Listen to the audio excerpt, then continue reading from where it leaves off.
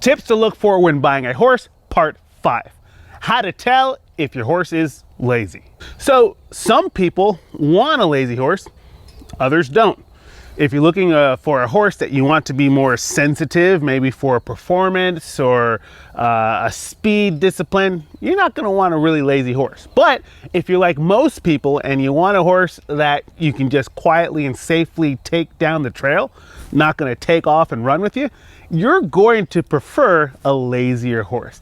Here's a couple things that you can check on to see if your horse is lazy.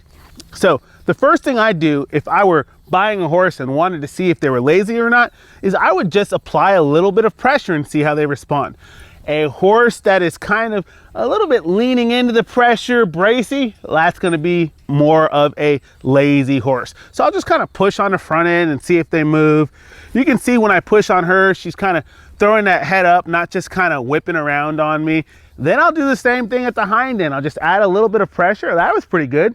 And see how they respond to that. Lastly, I'm gonna see, can I send my horse around in a small circle? Does it take a lot of pressure to get them moving? You can see she walked right off for me, which is good, but she didn't just bolt off frantically, which is also pretty good. I would say she's not quite lazy. She's not quite sensitive.